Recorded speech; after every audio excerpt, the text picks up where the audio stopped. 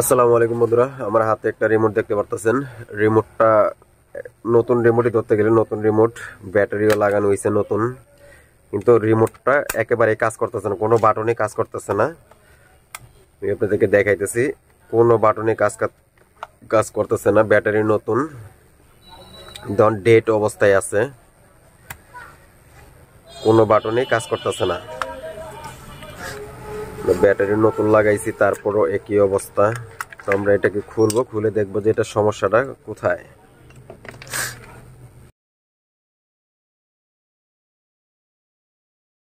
তো রিমোটটা খুলে নিলাম, দেখতে পারতেছেন একদম নতুন রিমোটই,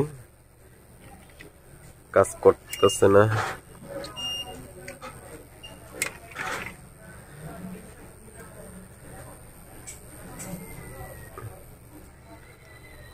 তো আমরা প্রথমত একটু এটা ওয়াশ করব, ওয়াশ করে দেখবো যে এটা আমাদের কাজ হয় কিনা।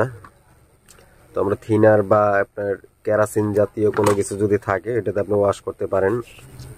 তো আমরা একটু ভালোভাবে ওয়াশ করে নিব সব জায়গাগুলো। এই আইসি আছে, আইসির এই দিক দিয়ে সব জায়গায় ওয়াশ করে নিব। ওয়াশ করে নিলাম, নেওয়ার পরে তারপর আর একটু দেখবো যে এখানে লাইট, অনেক সময় লাইটটা লুজ থাকে। এই যে এখানে যে একটা এলইডি আছে এটা লুজ থাকে, এটা আমরা একটু লাড়ায় চাড়ায় দেখবো যে লুজ আছে কিনা। কিন্তু এটা আমাদের এখানে কোনো লুজ নাই, একদম পারফেক্টলি আছে, কোনো লুজ নাই। অনেক সময় দেখা যায় এটা লুজ হয়ে গেলে বা এখানে ফাইটা যায়, ফাইটা গেলে তখন আর এটা লাইন পায় না, কিন্তু আমাদের এটা সম্পূর্ণ ঠিক আছে।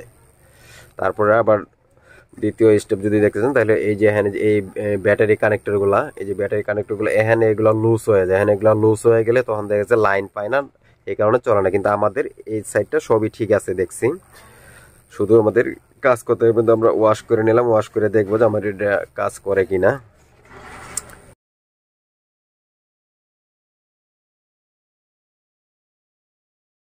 তো আমরা এটা একটু মিলায় নিব। এই যে ছিদ্রিটা আছে, ছিদ্রিটা বরাবর রেখে কভারটা পরে লাগাবো। আমরা এইভাবে দেখবো যে কাজ করে কিনা। দেখতে পাচ্ছি টোটালি কাজ করতেছে না।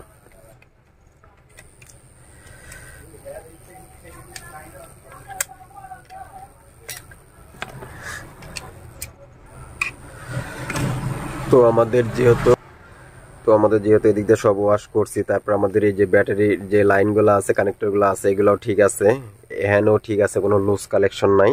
তো আমাদের এখানে আর কিছু নাই। এই আইসি প্রবলেম বেশিরভাগ হয় না, তারপরেও আইসি চেঞ্জ করার মতন এগুলো আইসি চেঞ্জ করা যায় না।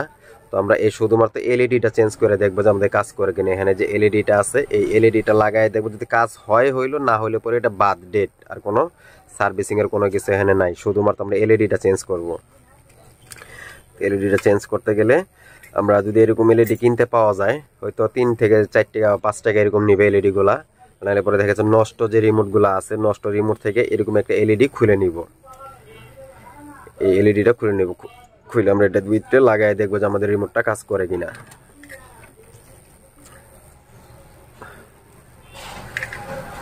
আমরা এই এলইডিটা খুলে নিলাম, নেওয়ার পর একটু খেয়াল রাখবেন যে এলইডিটা এখানে আমাদের কিন্তু প্লাস মাইনাস আছে। এলইডিটার এই যে এখানে প্লাস মাইনাস, আমরা বড় যে গার্ডটা এটা হবে এই সাইডে থাকবে, আর এই সাইডে যে ছোট গার্ডটা এটা হলে ওই সাইডে থাকবে। এই এলইডিটাও এইভাবে দেখা নিলে হবে, যে ওইটা যেভাবে ছিল এইভাবে দেখা লাগাইলে হবে।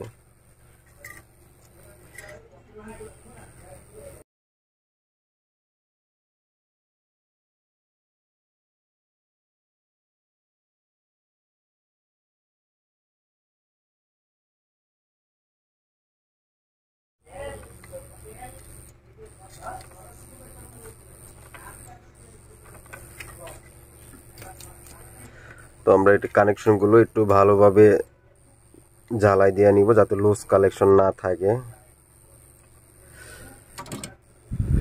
তো বন্ধুরা, আমাদের এটা লাগানো শেষ। তো আমরা এটা আবার এইভাবে লাগাবো, লাগাই এটা চেক দিব যে আমাদের এটা কাজ করে কিনা।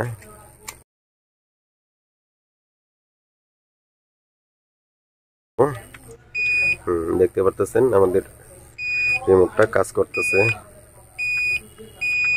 তার মানে আমাদের এই এলইডিটারই প্রবলেম ছিল।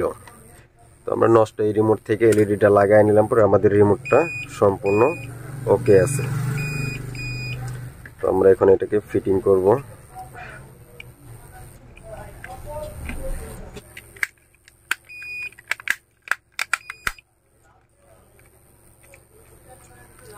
বাস, দেখতে পাচ্ছেন আমাদের রিমোটটা সম্পূর্ণ ওকে হয়ে গেছে।